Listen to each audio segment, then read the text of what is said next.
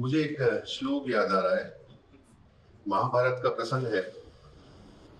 अर्जुन जो धनुर्धर महान महान माना जाता था, एक समय था जब भीलों ने उसे परास्त कर दिया था, बंदी बना दिया था। उस पर एक श्लोक है, पुरुष बलि नहीं होत है, समय होत बलवान, भीलन रूठी गोपिका, वही अर्जुन वही बाण। वो कहते हैं कि समय बलवान होता है, मनुष्य बलवान नहीं होता। कोई सोचता है कि मैं इतना बड़ा धुरंधर हूं तो उसका समय बेहतर है इसलिए वो बढ़िया है, जब उसका समय खराब आएगा तो सब चला जाएगा। तो समय की बात हो रही थी और समय की बात करने के लिए मैं आज यहाँ उपस्थित हुआ हूँ। मुझे कॉलेज की एक बात याद आ गई। जब मैं कॉलेज में पढ़ता था तो साइकिल होना भी अपने आप में एक बड़ी बात हुआ करती थी। मोटरसाइकिल तो रेयर ही किसी बच्चे के पास होती थी। तो एक मेरा दोस्त था, वो साइकिल हाथ में पकड़ के दौड़ता दौड़ता चला जा रहा था। मैंने देखा, तो भाई कहाँ जा रहा है, ऐसे क्या भागा दौड़ी में पड़ा हुआ है। तो वो बोला समय नहीं है, बात मत कर मेरे से। मैं भाई इतना भी क्या जल्दी है, बता सही, मैं तेरी कुछ मदद करूं। बोले बात मत कर, समय नहीं है। मेरे पास जब समय नहीं है इतना तो बैठ के चला जा, पकड़ के भागता हुआ क्यों जा रहा है। बोले बैठने का ही समय नहीं है।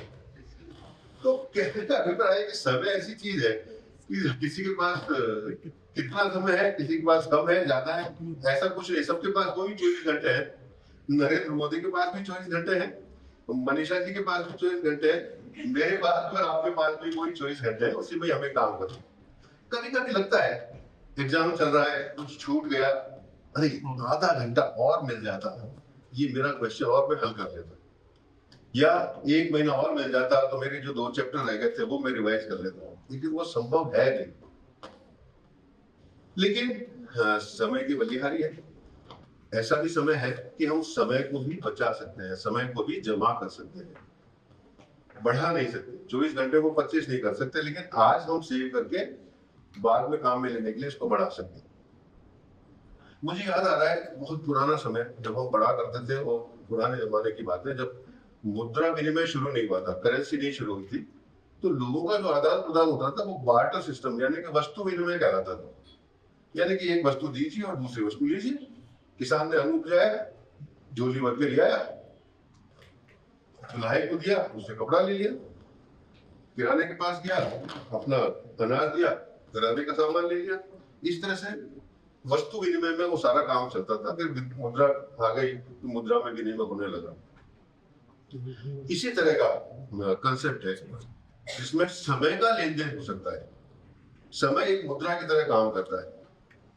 मुझे आवश्यकता है इलेक्ट्रीशियन की, इलेक्ट्रीशियन आएगा, मेरे पास में 2 घंटे 3 घंटे उसने अपना समय लगाया, उसने मुझसे कोई पैसा चार्ज नहीं किया।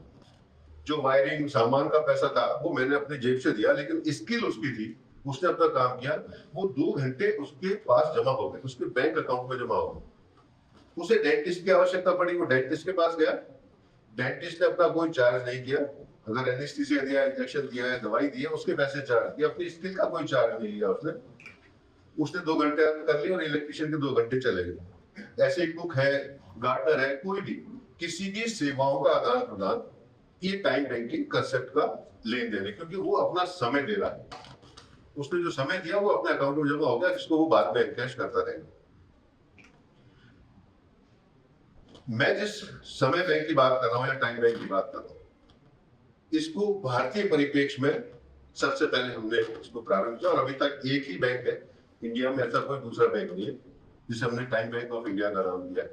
इसमें हमने इन सबको नहीं शामिल किया, क्योंकि ये जितनी भी सेवाएं हैं इनका मुद्रा में मूल्य लगाना संभव नहीं है। एक हार्ट का सर्जन है, हार्ट का ऑपरेशन करेगा, उसके 2 घंटे की कीमत एक गार्डनर की 2 घंटे की कीमत से हम तुलना नहीं कर सकते। ये स्वैच्छिक है। कुछ देशों में ऐसा चलता है, यूएस में ऐसा चलता है। जो इसमें शामिल होना चाहता है वो अपनी सेवाओं का बिना किसी मूल्य के समय से ही आदान प्रदान करता है, लेकिन यहाँ वो संभव नहीं था। और यहाँ एक दूसरी आवश्यकता हमें ज्यादा नजर आई, तो उसके लिए हमने दूसरे सिस्टम से शुरू किया। और आप यहाँ पे देख रहे हैं, यानी जो यावत पितोपार्जन सकता है, ताबिन में जो परिवार हो सकता है, पश्चात जीवती जर्जर देहे, तोपी न प्रक्षति गेहे। ये आदि शंकराचार्य का चरपट पंजिका स्रोत से लिया गया है कि जब तक मनुष्य समर्थ है, उपार्जन कर रहा है, सशक्त है, सब उसके संगी साथी हैं, उसके दोस्त हैं, उसके परिवार वाले हैं, उसका ध्यान रखने वाले हैं, बात करने वाले हैं। लेकिन वो जर्जर हो जाता है, व्रत हो जाता है, जीर्ण शीर्ण हो जाता है, तो परिवार वाले भी उसको नहीं पूछते, वो ऐसे ही इधर उधर भटकता रहता है। बड़े दुर्भाग्य की बात है। लेकिन समय है, हमारा संयुक्त परिवार का सिस्टम था, जब सबकी देखभाल हो जाती थी, धीरे धीरे करके हमारे स्वास्थ्य में सुधार होता गया, हमारी औसत आयु बढ़ती चली गई, जन्म दर कम होती गई, बच्चे जहां 2, 4, 5 होते थे, दूर रह गए, अब 1 तक आ गए, तो ये गैप बढ़ता गया।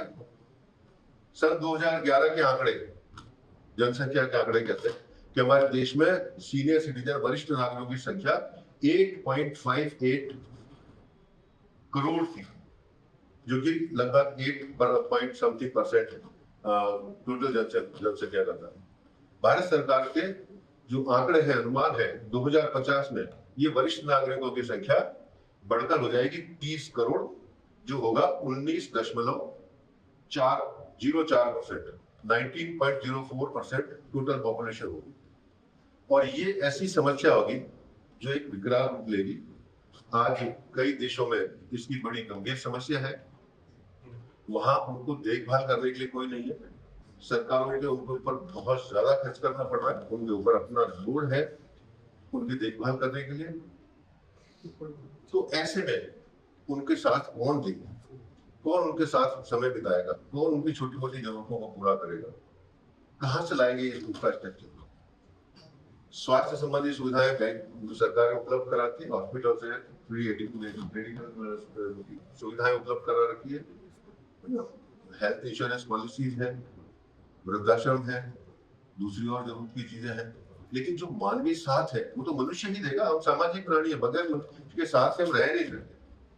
अकेलापन इतना बड़ा अभिशाप है अपने आप में कि ऐसे ऐसे किस्से हमारे सामने हैं कि जहां अकेलेपन से त्रस्त होकर जिनके बच्चे विदेशों में बहुत अच्छे पदों पर थे, जो कई साल तक अपने माँ बाप के पास आ नहीं पाए, वो बहुत वृद्ध थे, अपने फ्लैट में रहते थे, कहीं आना जाना नहीं होता था, अकेलेपन से, अवसाद से इतना ग्रस्त हो गए कि उन दोनों ने आत्महत्या कर दी। जब पेपर में ऐसी चीजें पढ़ते हैं, दिल में बड़ा दर्द होता है, लगता है कि ये क्या होगा। तो ये जो टाइम बैंकिंग का विचार आया वहां से, तब हमने इसको सोचा कि इसका समाधान इसी में हो सकता है। तो इस कंसेप्ट को हमने लिमिटेड किया एल्डर केयर के ऊपर, कि जो बुजुर्ग व्यक्ति हैं, जो एकाकी हैं, अकेले हैं, जिन्हें मानवीय साथ की आवश्यकता है, चाहे उनको घर पर बातचीत करने के लिए आवश्यकता हो, उन्हें बाहर जाने के लिए आवश्यकता हो, चश्मा बनवाने जाना है, डेंटिस्ट के पास जाना है, फिजियोथेरेपी के लिए जाना है, मंदिर जाने की इच्छा हो रही है, बाहर जाने की इच्छा हो रही है, अकेले उन्हें चाहिए कि कोई साथ हो, हाथ पकड़ कर ले जाए, वापस ले आए। तो ऐसा मानवीय साथ चाहिए। हॉस्पिटलाइजेशन की नौबत आ गई। आपने कई ने अनुभव किया होगा, अस्पताल में हम जब भर्ती होते हैं तो विजिटिंग आवर में जाते हैं मिलने के लिए, और ये देखते हैं कि इतनी देर हो गई कि भाई अब हमारा रेस्ट का टाइम है।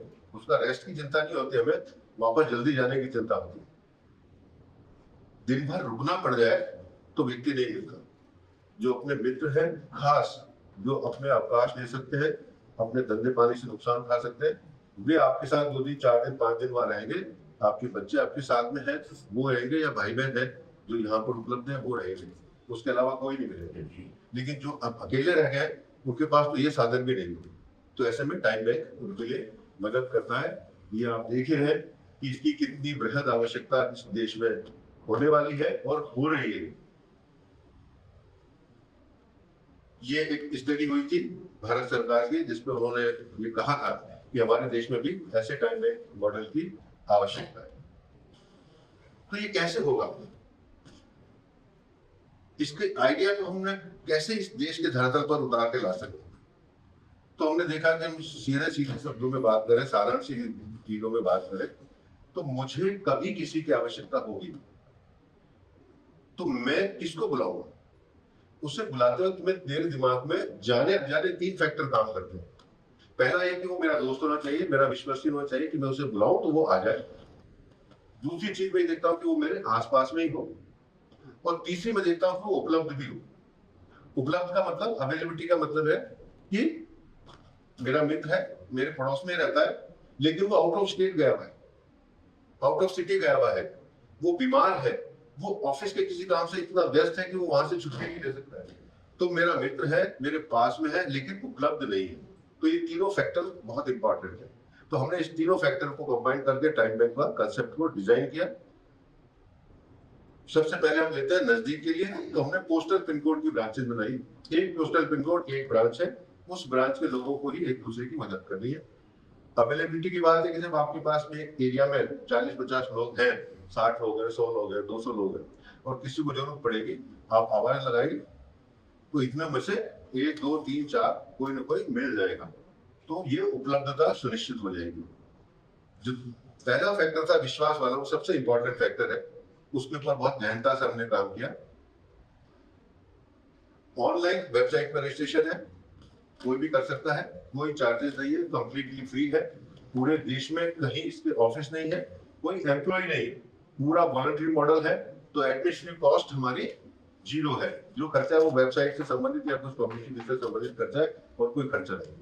तो वेबसाइट पे जो रजिस्ट्रेशन होगा उसमें किसी का डाटा किसी को नजर नहीं आएगा, सिर्फ आप अपना डाटा देख सकते हो, दूसरे का डाटा नजर नहीं आएगा। नंबर 1। नंबर 2, हमने किया उसमें केवाईसी, कि वो अपनी फोटो अपलोड करेगा, अपने डॉक्यूमेंट अपलोड करेगा, आपका केवाईसी होगा। लेकिन बात यहाँ पे खत्म नहीं हुई, क्योंकि पता नहीं किसने किसका डॉक्यूमेंट अपलोड कर दिया। आजकल कितने डॉक्यूमेंट कहाँ बन जाते हैं, आधार तक नकली बन जाते हैं। तो किसने किसका डॉक्यूमेंट उठा के अपलोड किया हमें पता नहीं। तो हमने ये सिस्टम बनाया कि जो मेंबर बनेगा वो इनएक्टिव स्टेटस में होगा, उसके अप्रूवल का सिस्टम हो। तो जो हमारी पिन कोड की ब्रांच है उसको रन करने के लिए वॉलंटियर्स के रूप में एडमिन होते हैं, जो ब्रांच मैनेजर आप कह सकते हैं उसको, वो उसका वेरिफिकेशन भी करेगा कि जेन्युइन आदमी है या नहीं, उसके बाद उसको वेबसाइट पे अप्रूव करेगा। तो यहाँ तक हमने इसको कर लिया।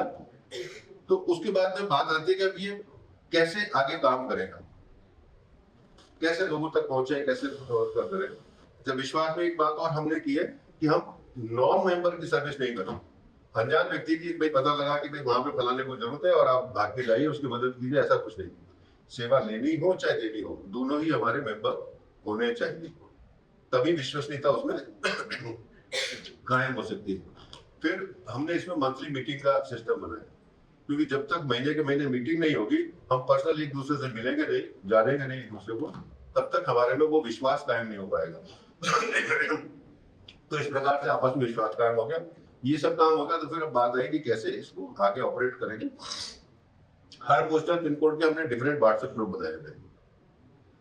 तो जिसको भी रिक्वेस्ट की आवश्यकता है, किसी मदद की आवश्यकता है, पहले वॉलंटियर की तरफ से आएगी रिक्वेस्ट कि मुझे मदद की आवश्यकता है, इस तरह की मदद की आवश्यकता है। वेबसाइट पे हमने उसका कॉलम दिए हुए, ओपन कीजिए, लॉगिन कीजिए और अपने रिक्वेस्ट दर्ज कर दीजिए। ऐसा नहीं आता है तो व्हाट्सएप ग्रुप में अपने रिक्वेस्ट डाल दीजिए। अगर वो भी पॉसिबल नहीं है तो एडमिन को फोन करके आप बता दीजिए कि मुझे ये मदद की आवश्यकता है। जैसे ये रिक्वेस्ट आती है, एडमिन उसको बाकी सारे मेंबर्स को फ्लोट करता है। जो मेंबर कहता है कि yes I am available, I can go to this person, मैं इसकी मदद करने के लिए तैयार हूँ, उसको वेबसाइट पे असाइन करता है। अब आप इसको आसानी से समझ सकते हैं कि वेबसाइट पे किसने रिक्वेस्ट डाली वो दर्ज हो गई, कौन सी तारीख से कौन से समय तक किया ये आ गया, कौन उसको सेवा दे रहा है ये भी उसमें दर्ज हो गया। तो जब रिक्वेस्ट को क्लोज किया जाएगा, जब वो कंप्लीट हो जाएगी और एडमिन उसको क्लोज मार्क करेगा, क्लोज मार्क करते के साथ ही ऑटोमेटिक उनके पासबुक जनरेट हो जाती है। तो कोई भी उसका लॉगिन करके देख सकता है कि उसमें कितना पैसा उसने कितना समय उसने जमा कर लिया या उसने अवेल किया है। तो ये ऑनलाइन अवेलेबल है, कोई भी इसको देख सकता है। ये एक पासबुक के नमूना है। यहाँ पे आप देखते हैं डिफरेंट नाम है, अवेलमेंट कितना किया है और अर्न कितना किया है, ये सब इसमें प्रॉपर्ली रिकॉर्डेड किया जाता है। तो ट्रांसपेरेंट सिस्टम है। अब सरकारें इसकी तरफ आने लगी है। आंध्र प्रदेश सरकार से हमारे को ऑफर प्राप्त हुआ, वहां पे सीएम लेवल से एक चीज चल रही है। हमारी 3-4 मीटिंग्स हो चुकी है। एमओयू एक हम बना के उनको प्रस्तुत कर, काफी एडवांस स्टेज पे है। एमओयू साइन होने के बाद में हम अपने स्तर पे आंध्र प्रदेश सरकार के लिए टाइम बैंक बांट शुरू करेंगे। राष्ट्र सरकार में भी इस काम को चल रहा है। पुलिस डिपार्टमेंट हमारे साथ कनेक्ट है राजस्थान में, क्योंकि उन्होंने अपने सारे थानों को एक कम्युनिकेशन भेजा हुआ है कि अपने कांस्टेबल के माध्यम से जो आपके सीनियर सिटीजन उन्हें टाइम बैंक के साथ कनेक्ट कर दिया जाए। हमारे वहाँ पर राजस्थान में एक हायर एजुकेशन डिपार्टमेंट है, जहाँ बच्चों को कम्युनिटी सर्विस करनी होती है। उन्होंने एक रिटन ऑर्डर इशू करके सारे कॉलेजेस को ये भेजा है कि अपने बच्चों को टाइम बैंक के साथ कनेक्ट कीजिए, जो कम्युनिटी सर्विस करनी है उनको वो इस बैंक के साथ में कर लें। तो इस प्रकार से ये हमारा आगे इसमें काम चल रहा है। ये जो लक्ष्य लेकर हम चले हैं, हमारा उद्देश्य है कि पूरे देश में हर छोटी छोटी जगह पर, छोटी जगह से हमारा अभिप्राय है कि 2 किलोमीटर 3 किलोमीटर का एक दायरा हो, 40-50 एक मेंबर हो, उसमें वो एक टाइम बैंक की ब्रांच हो। उस ब्रांच में लोगों को आपस में एक दूसरे के पास वॉकिंग डिस्टेंस में पैदल पैदल जाके भी सार संभाल की जा सके, ऐसी स्थापना हो जाए। और इस पर हम काम कर रहे हैं। पहले हम शहर के रूप में काम करते हैं, उसके बाद में हम नीचे आ जाते हैं पिन कोड के रूप में, और उससे छोटे एरिया बनाते हैं। जयपुर में हमारे इस तरह के यूनिट्स हमारी काम कर रही है। अभी तक हजारों घंटों की सेवाओं का लेन देन किया जा चुका है। अपने पास में देखिए, इसके स्क्रॉल डाउन करते हैं तो आपको बहुत सारे लोग दिखेंगे।